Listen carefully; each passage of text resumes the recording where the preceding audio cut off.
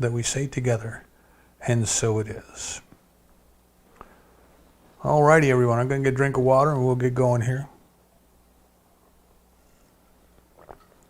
So this is part 3 of what turned out to be a multi-part series. It was no intention at the beginning that would be that way, but that's the way it unfolds sometimes. And what we've been working on for these last couple weeks is this idea that the gifts have already been given, but we must open them. We must do our part. Ernest Holmes tells us that if a thing works, there's a way in which it works. And anyone who will take the time to figure out that way and then work in that way, work with it in that way, right, then they can make it work for them. They can cooperate with it. So, for example, there is a way in which a car works. Most are pretty simple these days. They've got automatic transmissions. You turn the key, they start. You put your foot on the brake, you put it in gear.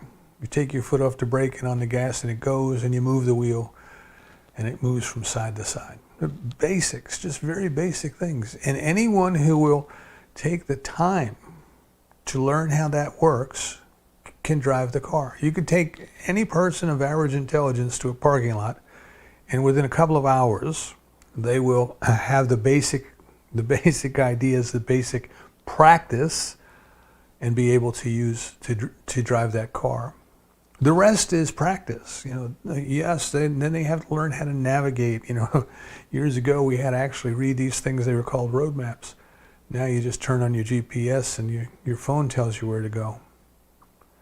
But they have to learn how to navigate. They have to learn how to read the gauges. You have to learn how to pump gas. All these different things that are in addition to the basics, the very basics of learning how to drive a car.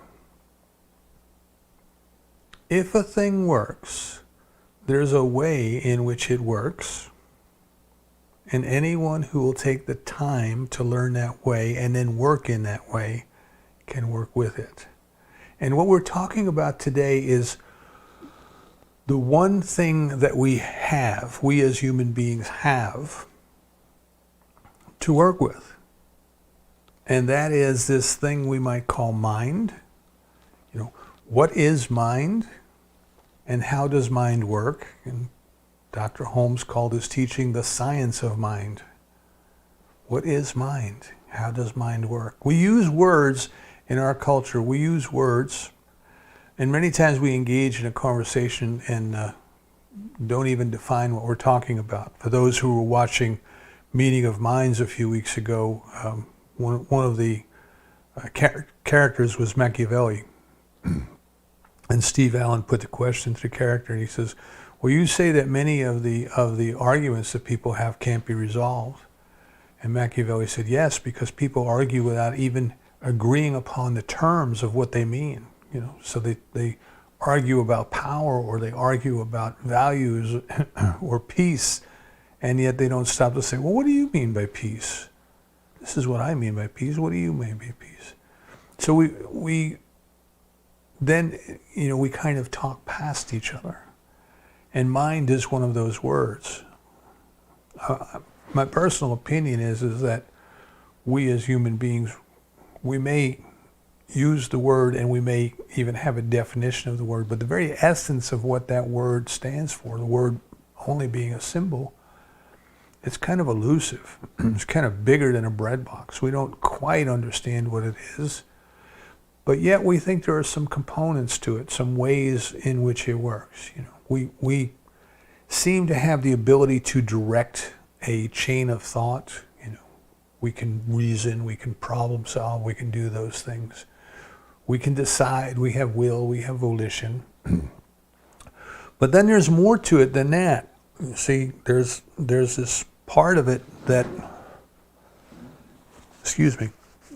there's this part of it that functions below our level of awareness. We get into conversations about is it subconscious, is it unconscious, or is it subliminal? Again, we're trying to get to the essence of what we really mean, but there's a part of mind, this thing called mind, that we are not consciously aware of what it does and how it thinks and what it believes and all of those, but it acts upon us. It has the power to influence us, and it has power that seems to go beyond the boundaries of our skin.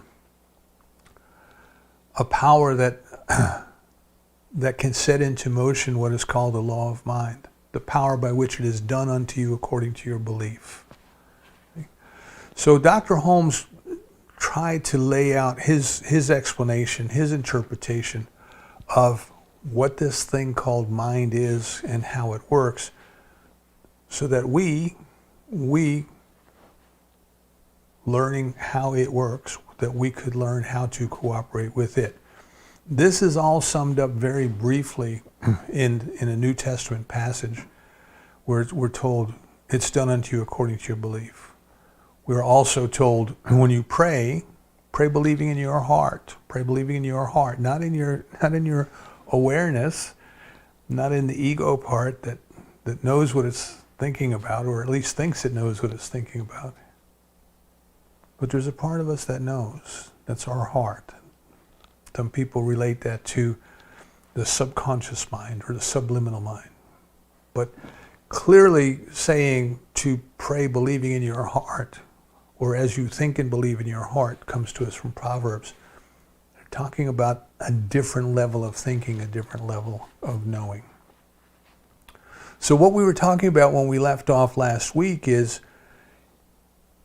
how can we become aware, or do we even need to become aware of what all is going on within this part of us the Bible calls the heart, the subconscious mind or the subliminal mind? Because if it is done unto us according to our belief, as we think and believe in our hearts, then you can see that if that's the way life works, then it's very important for us to learn how to work with it.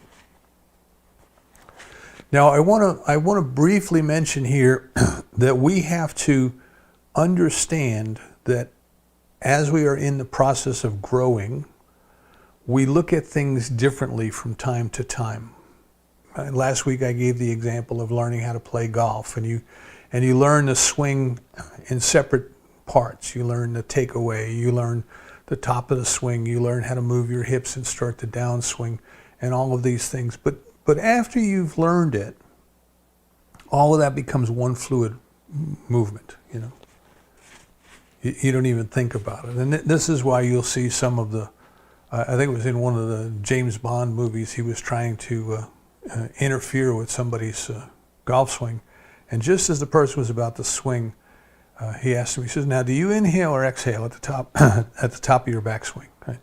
Made him think about something that was trying to be fluid. Made him think about it. But as we grow, we tend to grow into or through three different stages. And you'll hear me talk about these over and over and over again because they're very important. And if you want to relate it to the physical act of mobility of a human being, learning mobility, you might think of it as crawl, walk, run. Now, when we are infants, we are very helpless. You know, we can't even roll over by ourselves. Somebody has to come in and roll us over every couple of hours so we don't develop a flat spot on one side of our head. But after a short while, we learn how to kind of push away from the mattress and lift our little heads up, and that is the beginning. See, that is the beginning of a process that, if you watch it unfold, gets that child to the point where it can get up on its knees, get up on all fours. And once it does that, then it learns it can move its hands and its knees, and it can move about the crib, it can move about the playpen, or if you put it on the floor, it can move about the floor. Now, that is a very, very important stage of development. It's necessary because everything that comes after depends on it. And in fact, you'll even find some techniques now that talk about if we did not spend enough time as an infant crawling, part of our brains may not have developed as much as they could have. And I've actually been to workshops where you'll have adults down on the floor crawling like babies to get that motion going, to get the brain kind of syncing up. Once the child learns how to crawl, then it starts to toddle. It starts to walk a little bit. First it stands up and it holds on to something, and its little legs give out. It plops down on its backside. Then it rolls over on its hands and knees and crawls away. It's learning, it's developing, it's getting its muscles built up. But eventually it can take a few steps. It can start to walk, And then if you've raised kids, then the fun begins. Then you start to really baby-proof the house. Everything goes up high, because they're everywhere and they get their hands into everything, and then everything goes into their mouth. But they learn how to walk. They crawled first, then they learned how to walk. And then, not too long after that, they scoot, they run. They run everywhere they go, Fast as they can be. They're just running and running and running. Now, of course, you can kind of see this as, then as they grow up, and some become track stars, and some run marathons, and some become extremely fast, Now, the point of this is that if running is the last stage, or the highest stage, if you want to think of it in terms of lower and higher, it would be ridiculous for somebody who knows how to run to go back to that baby and say, "Why are you wasting your time crawling? Don't you know you're supposed to be running?" Or a toddler who knows how to walk trying to tell an infant, "Get up and walk, get up and walk," Don't do that. Each skill, or each phase of competence, if you want to call it that, is perfectly appropriate. And each one builds on the next. You could not run if you had not crawled. You could not run if you had not walked. So we have to be aware that as we grow in maturing our consciousness, that things that we learn at the beginning are different than the way that we view them at the end, if there is an end, or an end point, at least for the sake of discussion. And sometimes what we find in spiritual circles and spiritual growth is that people will talk across one another because they've read something from a teacher who's at one level, and they've read something from a teacher at another level, and they want to argue about which is right and which is wrong. And that misses the point of the growth. They're both right, they're both wrong. They just are. They just are what they are. So we have to understand, where are we as an individual in this path of spiritual development, and what is appropriate for us at this point in time.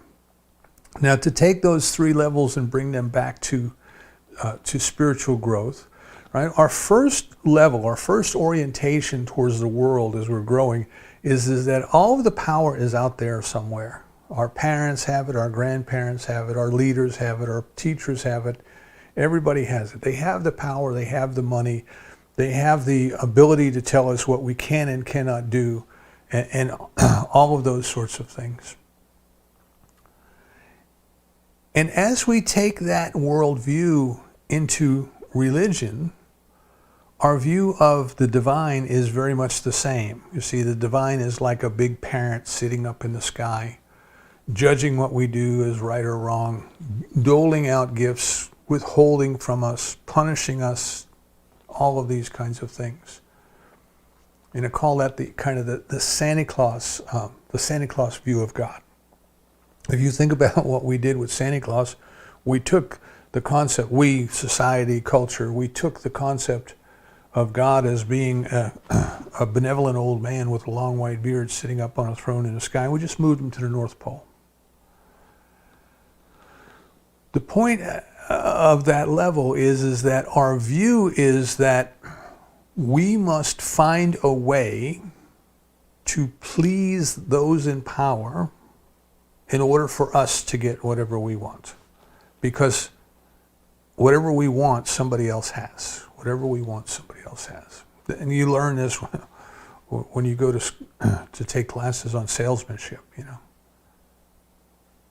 We have to find a way at that level of maturity. We have to find a way to get whatever we want, wherever it is. In order to bring that to ourselves, we have to find a way to influence the power that has it. So this idea then becomes rules and regulations. You know, if you follow the rules, if you obey the commandments, if you do all the things you're supposed to do, then good things will come to you. And if you don't, well, then bad things will come to you. And you'll hear me speak of the problem of evil. Where does evil come from? If God is so good, why are bad things happening in the world? Rabbi Harold Kushner wrote, why do bad things happen to good people, which I believe was kind of his analysis of the book of Job. The book of Job, some scholars think, is the oldest book in the Bible because it addresses the fundamental problem of evil. Right? If God is so good, why did these things happen to Job? But my point there is that at that level of development, when we are in our spiritual growth, we are very much trying to behave, to act in a manner that at least does not displease, but hopefully pleases the deity and power so that it gives us what we want. There's nothing wrong with that point of view. It's a necessary step in growth, just like crawling is a necessary step in the growth of a baby. But we can miss a lot. We can miss a lot if we don't understand that that's a step, that is a phase, that is something that is important, but there is more after that. There is more after that. It is not the be-all. It is not the end-all. To that way of thinking, then, the way to get the gifts is to behave in an appropriate manner. But then we are told, see, when it comes to the words of Jesus in the New Testament, we're told, well, the gifts have already been given. And we're also told that God sends the rain to fall on the just and the unjust alike. And the gifts have already been given, but and the Father knows what you need before you ask, but you must ask believing in your heart. You must ask believing in your heart. So this kind of gives us a different view. This takes us to what I would call the second level. The second level. And the second level might be equated to learning how to walk in our spiritual growth. At that level, we start to understand that there's something that we need to do. There's a part that we need to play, that there's more to it than just not being bad and hopefully being good. Not that there's anything wrong with morality and ethics, but there's more to it than that. You see, there's something that we must do. This is what I call the Gnostic level, or gnosis, from a knowing. There's something we must know. At that first level, we're looking for validation from outside of us. If we want to, for example, be a musician, we want to go to school and get a degree in music. At the second level, if we find that we want to be a musician, we want to go and study with whoever we think is the best. You know, I often tell people, if you want to play a guitar bad enough, you would go sit at Stevie Ray Vaughan's feet. You would polish his guitar, you'd drive his car, you'd do anything you could just to be with him so that you could absorb some of his technique in playing the guitar. Doesn't matter if he had a degree or didn't have a degree, he was a great guitar player, see? So we start to come into this spiritual level, and we start to have this idea of a purpose in life. Now what we're trying to do is we're trying to unwrap our purpose in life. Who am I? Why am I here? Where am I going? But there's something that I have to give. You see, there's something that I have to give. It's not just about avoiding being in trouble, which I learned a lot of going to school, parochial school as a kid. Just keep out of trouble. Don't make waves. Lay low, you know. But now I have a song to sing. I have a dance to dance. I have a gift to give. And I want to do my parts. And this is where we are today. This is what we've been talking about the last few weeks. Becoming aware of the fact that we have a part to play, and then playing that part. Now, slipping back to that first level for just a moment, the reason that that first level is so important is we start to learn the importance of discipline. Discipline. Now, I'm going to define discipline as I'm using it here today, because in our society, discipline and punishment are used simultaneously. and they're not. They don't mean the same thing. Discipline is doing what needs to be done when it needs to be done. That's it. Doing what needs to be done when it needs to be done. If we learn to follow the rules and stay out of trouble, we are learning to do what needs to be done when it needs to be done. But we're not necessarily learning why, and we're not necessarily doing it out of a moral or ethical sense of higher good or being kind to others. We're simply doing it to avoid consequences, negative consequences, or to have positive consequences. But nevertheless, I want you to think of this idea of discipline as being able to do what needs to be done when it needs to be done. And it's very important to have that, because if we don't have discipline, we can't go any further. If you can't crawl, you can't walk. And what happens to people that I see is they start to slide into this second level and start to think about, well, the gifts have already been given. Life is meant to be something that is celebrated. There's something that I really want to do, but they don't have the discipline to do what needs to be done in order to bring that to fruition. So they start it, they don't do what needs to be done, and it fails. And they start it, another one, and they don't have the discipline to do what needs to be done, and it fails. I'll just give you an example of the number of people that I meet who want to go into business for themselves, but they don't want to do the books. They don't want to be bothered with keeping the books, or they don't want to be bothered with doing marketing. They don't want to promote themselves with their business. Well, that needs to be done. See, that if you're going to run a business, you have to keep records. If you're going to run a business, you're going to have to promote the business. Now, if they don't personally want to do it, they can hire somebody to do it. But then the question is how are you going to afford to pay them? But what I see is people, they go into a business to get the cards printed up, they put an ad on Craigslist, they do all of these things, and then not much happens, because they just don't have the discipline in order to run that business. I jokingly tell people, I said, when people want to go into business for themselves because they don't like the boss they have, and then they find out that the boss they have when they go into business for themselves is worse than the one they left. But my point is, we have to have the discipline to do what needs to be done if we are going to grow. If we are going to grow. Now, at that level, at this second level that I'm talking about, what becomes important is knowing and doing, knowing and applying what we know. Not just knowing about it through head knowledge, but knowing about it through actual implementation of it. We do it, we test it. The wheel of learning, we get new knowledge and then we try it. And then we get the feedback and we say, oh, it didn't work the way I thought it would work. But over time, what happens is the knowledge that we are seeking starts to come from within, from our intuition.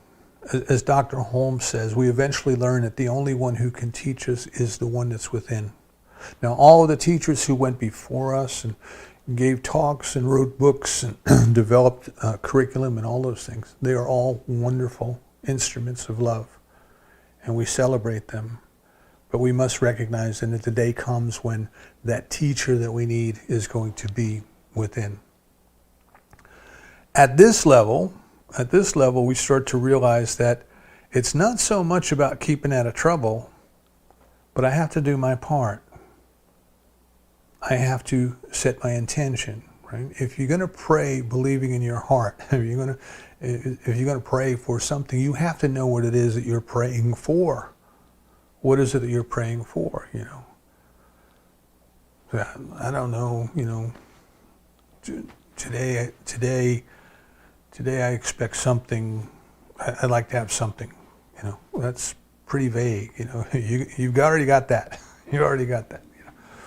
So in learning how to work with people and to teach a technique of affirmative prayer, right, the difference might be, you know, begging, pleading, beseeching is at level 1. But level 2 is I'm doing my part. I'm clear about my intention. I'm clear about what it is that I wish to have happen here. And I'm clear that what I am doing is I am working on my total consciousness, that which I am aware of, that which I am unaware of, in order to set my intention, And then the power of the universe that responds to us according to our belief takes that intention and knows how to fulfill it for us. Now the third level is important to touch on. Before I go there, let me just say that the first level is about discipline, learning to do what needs to be done. Get the picture in your mind of the good shepherd with the little crook on the end of the stick. And the little lamb starts to wander away from the flock and starts to go off into the shadows where the predators hide, where it falls in the ditch. And the good shepherd just uses that little crook, gently brings that lamb back, just gently brings it back. No violence to it, you know, just gently brings it back.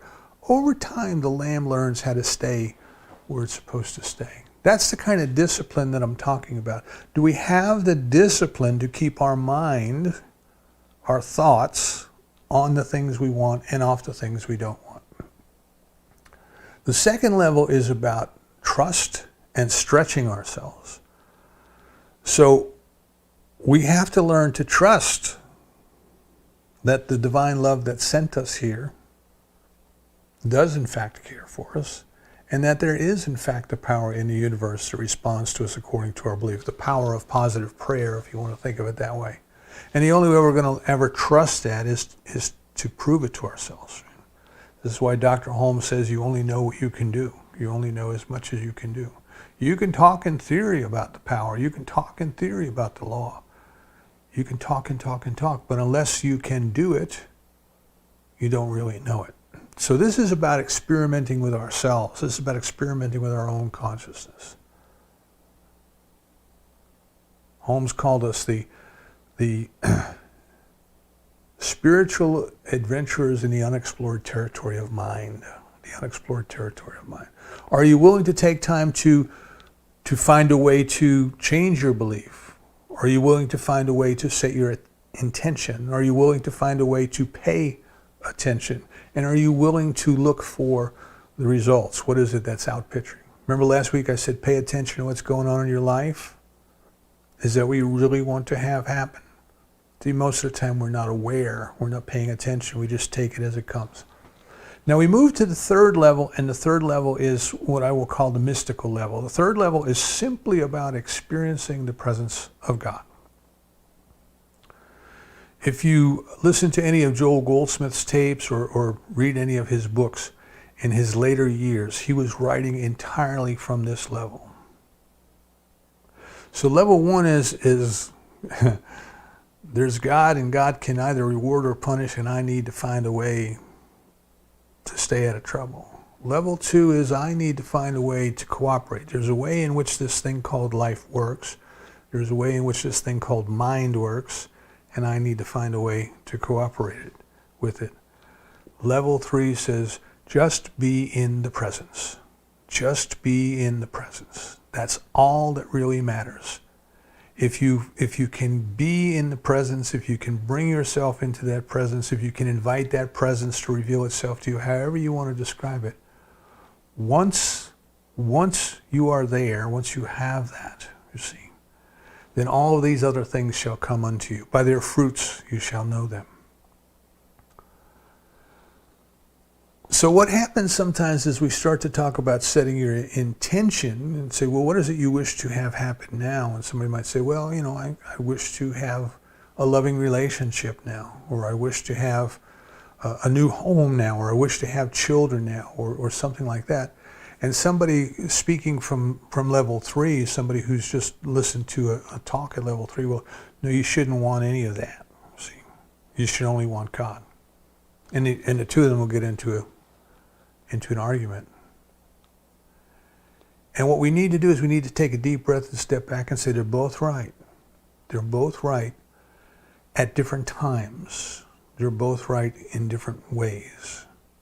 So for one, learning to walk is appropriate. For the other, running is appropriate. But just as it is inappropriate for somebody who can run to go back and tell somebody trying to learn how to walk, well, you shouldn't waste your time doing that, because running is what it's all about, you see. It's inappropriate to kind of come back and say, well, no, you shouldn't do that. You shouldn't do that. We have to ask ourselves, when might it be appropriate? When might it be appropriate? And herein kind of lies the problem, and here's how Dr. Holmes kind of explained it. So our first view of spiritual growth, if you want to call it that, or of God, is that somehow we have to find a way to keep on God's good side in order to get us stuff.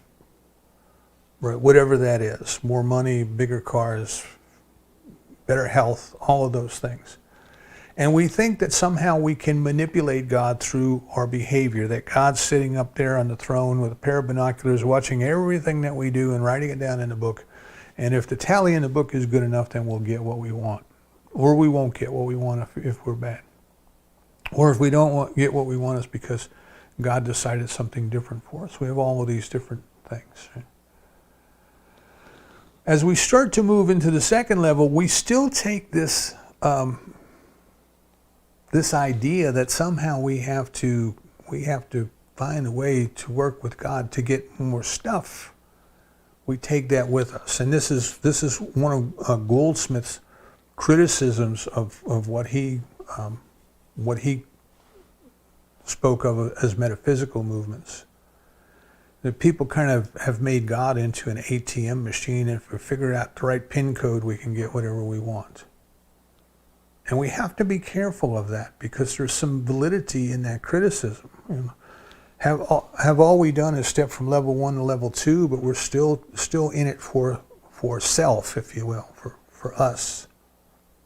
And what Dr. Holmes tells us is it's natural that we want to have good health. It's natural that we want to be free from want, or to have enough and plenty and those things. But with all of our getting, we must first get God. So what I want you to consider is that our intention is we wish to know God more fully. And we wish to know God more fully as health, or we wish to know God more fully as prosperity, or love, or companionship. But we want to experience God in that situation. You see, in that situation. The situation is not the end all. The situation points us to the end all, points us to the presence and the activity of God. Once we know we're in a spiritual universe, once we know that there's a power that responds to us according to our belief, once we know that we have a technique that we can use to change our beliefs, once all of that becomes apparent to us, you see, this is learning how to walk, then we can say, oh my goodness, the presence, the activity, the love, and the experience of God is right here, right now, and that's all I really want. That's all I really want, is this mystical union, as the saints would call it. The saints that I studied as a child growing up in a Catholic school, the mystical union. Rumi puts it so much better in his poetry. It's like the moth flying into the flame, knowing that it will be consumed by the flame, but flies into the flame for that moment of ecstasy of uniting with the flame. That's all we want. That's all we want, is the experience of God. But sometimes we have to go through steps to get there. So, what is the tool that we have? What is this thing and how does it work? And we're saying that this thing is what we're calling mind, for lack of a better term.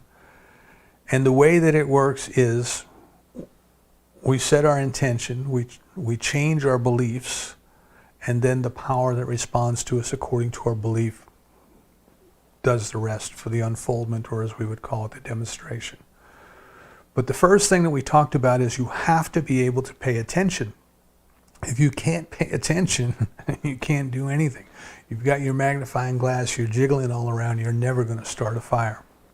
So the first technique then to consider, is to build that discipline of being able to keep your mind where you want it, I love the movie with Danny DeVito and Billy Crystal, Throw Mama from the Train. And Danny DeVito was, had a short attention span. Every time he saw a cow, he'd stop whatever he was doing. Oh, look, cows! And we're like that. You see, we're like that. So here I am. I'm going to keep my mind on the things I want. I'm going to keep my mind off the things I don't want. Oh, look at that! See, we turn on the news. Oh, ain't that awful? Ain't that awful? We turn on the news. Discipline. So the discipline, the basic discipline, is the meditation that I talked about last week. There's an excellent video I discovered on YouTube this week. It's by Thich Nhat Hanh, and it's eight beginning exercises for mindful breathing. So you can search for that. Thich Nhat Hanh, 8 beginning exercises for mindful breathing. Remember, you got to do your part, so you're going to have to go look it up. But he says, just be aware when breathing in. I am aware that I am breathing in. I am aware that I am breathing out. And he says, the second step is follow that breath from all the way in. I am aware that I am breathing in the whole time that I'm breathing in. I am aware that I am breathing out the whole time that I'm breathing out. And while our attention is on the breath, no other thoughts will come to us, right? It seems like we only have the capability of paying attention to one thought at a time.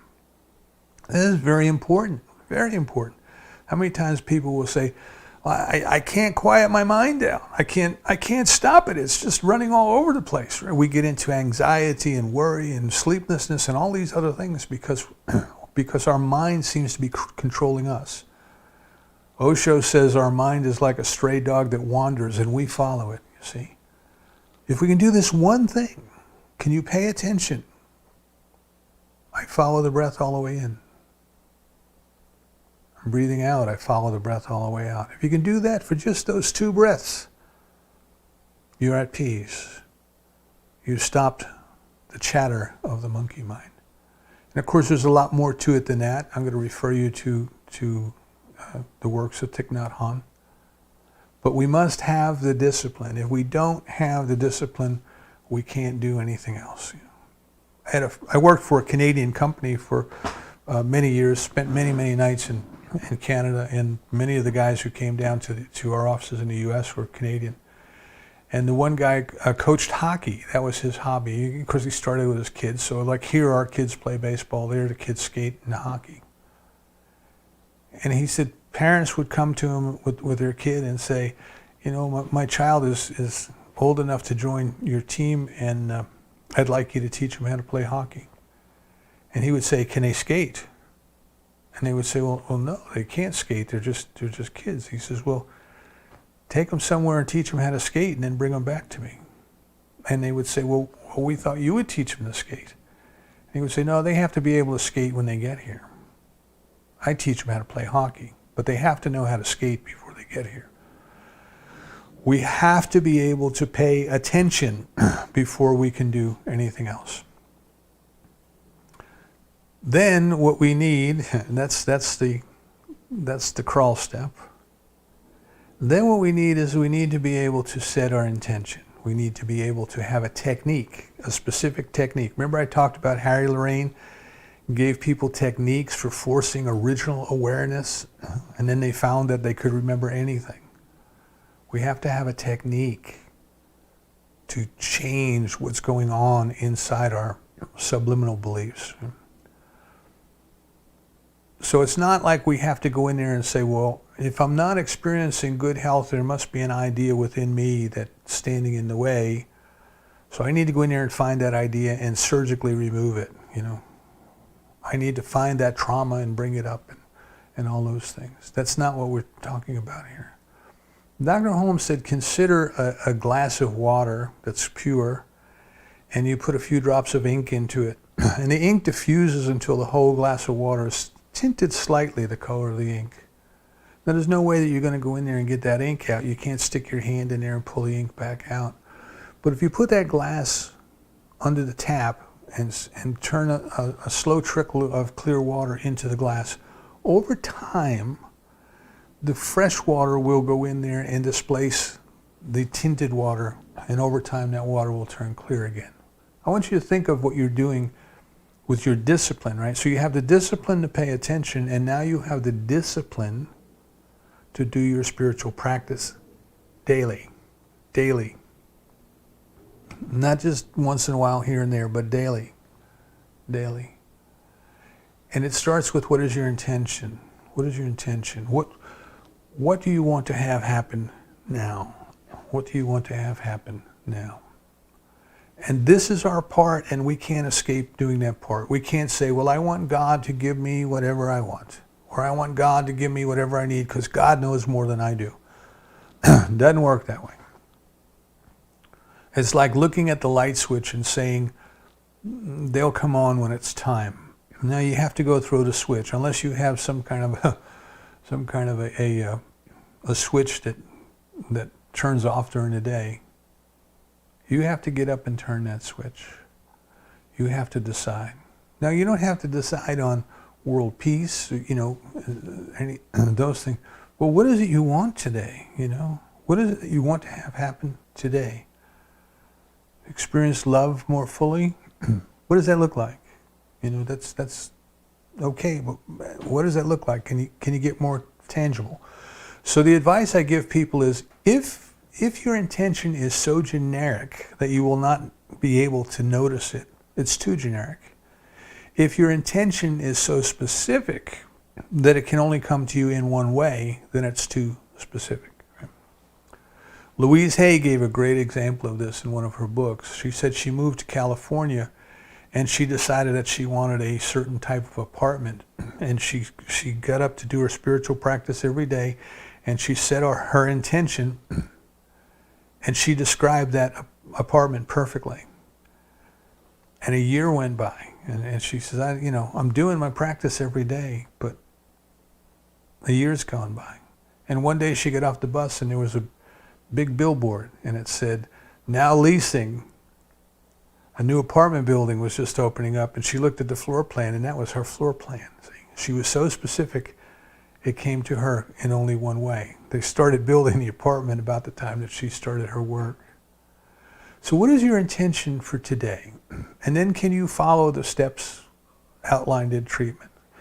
Can you think about God in terms of whatever it is that you are intending for this day? Do you wish to experience better health this day? Well, what do you know about God as it pertains to perfect health? Everything the divine creates is perfect. Every cell, organ, and tissue that it has ever created is perfect. It knows perfection. It knew how to develop these bodies from a sperm and an egg. Clearly, intelligence is there. Clearly, it's good and could not wish for us anything but good, because we are part of it as it sees us. So we bring ourselves completely to this step of recognizing that this very thing that we are intending already exists in the divine. So what are we really doing? This is with all you're getting, get God. What we are really trying to do is to get to know in our hearts God in this manner. God in this manner. So then the second step, we say, well, what's my relationship to the divine? See, Jesus started his prayer. He said, Our Father, which art in heaven. What was the relationship to the divine? Right? Part of it, kinship. So we bring ourselves to understanding that even though in this world of appearances, everything appears to be separated and different and apart, that we are part of that goodness. We are part of that love. We are part of that perfect health or perfect abundance, you know. If you're ever working for the demonstration of supply in your life, think of the pollen that we go out and wipe off the car a couple times a year. The divine provides abundantly for all of its creation. It's already provided for. What we are trying to do is attune our consciousness to the abundance that is already there. Rocco Errico tells us that one of the words for prayer in Aramaic was attunement. And he describes the Lord's Prayer as 8 attunements. We are attuning our consciousness to trap that which is already there. So we know that God is already good. And what we want to do is we want to fully or more fully realize that that includes us. It doesn't exclude us. It includes us. Once we bring ourselves to those 2 points, then it is easy to have the aha moment and say, well, if God already is perfect health and I am part of that, then perfect health must be my true nature, you see. That's the realization. So I release and I let go of any and every idea in my consciousness that is not in line with God's good health. I let it go. It no longer serves me. I bless it. I let it go. I don't care how it got there. I don't need to know how old I was when I was absorbed that idea. I release it. I let it go. I trickle that clear water into this vase that's been slightly tinted by strange ideas. And I let it clear out. Once we do that, can we be grateful that it is already done? Not that it's going to happen, but it's already done. Wow, what an opportunity we had to just come to this realization. It must be done, right? Pray believing in your hearts that it is done and it shall be done. It must be done. It must be done. And then we let it go. Then we release it and we let it go. We turn it over to the power that responds to us according to our belief. We don't try to push it along any more than if you're rolling a snowball down the hill. You don't have to run and push it. Gravity will do the rest. But we turn it over. And be aware. See, be aware. Remind yourself during the day. Don't just do this once in the morning for 20 minutes and then go off and Emmett Fox says you got to change your mind and keep it changed. So what we tend to do is we change our mind for 20 minutes and then we go right back to the way we were. Remind yourself during the day. Remind yourself during the day. Set your fitness watch. I was surprised Thich Nhat Hanh even talked about this in the talk. Set your watch to beep you every 15 minutes so you can bring yourself back. You can bring yourself back. He gives those little 8 techniques and he says, you can do them in a minute or 2. Set your watch every 15 minutes and stop and take a couple breaths and get yourself back. Get yourself centered. Be present. Be here. Be now. So what I hope over these last 3 weeks is I hope that we realize that there's something that we need to do that only we can do. There's a part we need to play, and I refer to that as we must unwrap the presents. The presents have already been given.